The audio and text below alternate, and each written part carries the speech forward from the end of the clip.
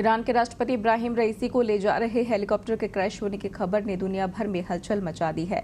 Media report के माने तो हेलीकॉप्टर का मलबा ढूंढ लिया गया है। दुर्घटना स्थल पर रईसी के जिंदा होने का कोई संकेत नहीं मिला है। राष्ट्रपति इब्राहिम रईसी को ईरान के सर्वोच्च नेता आयतुल्लाह अली खुमैनी का उत्तराधिकारी माना जाता रहा है। ऐसे में उनके लापता होने पर कई सवाल खड़े हो रहे हैं।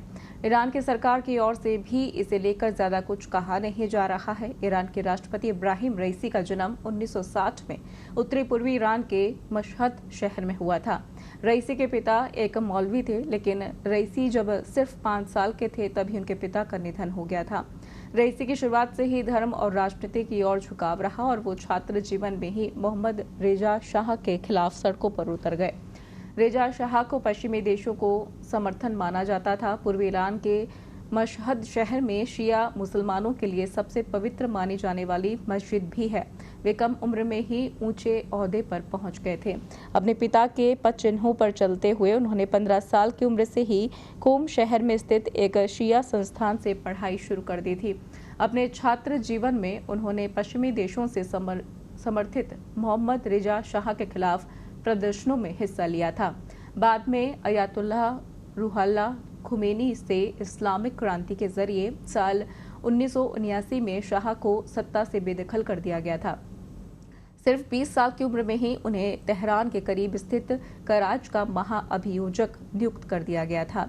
साल 1989 से 1994 के बीच रईसी तेहरान के महाअभियोजक रहे और इसके बाद 2004 से अगले 1 दशक तक न्यायिक प्राधिकरण के डिप्टी चीफ रहे। साल 2014 में वो ईरान के महाभियोजन बन गए थे। ईरानी न्यायपालिका के प्रमुख रहे रईसी के राजनीतिक विचार अति कट्टरपंथी माने जाते हैं। उन्हें ईरान के कट्टरपंथी नेता और देश के सर्वोच्च धार्मिक नेता अयतुल्लाह अली खुमैनी का करीबी माना जाता है। वे जून 2021 में उदारवादी हसन रूहानी की जगह इस्लामिक रिपब्लिक ईरान के राष्ट्रपति चुने गए थे। चुनाव अभियान के दौरान रईसी ने खुद को एक ऐसे व्यक्ति के रूप में प्रचारित किया था कि वे रूहानी शासन के दौरान पैदा हुए भ्रष्टाचार और आर्थिक संकट से निपटने के लिए सबसे ऊंचे विकल्प है।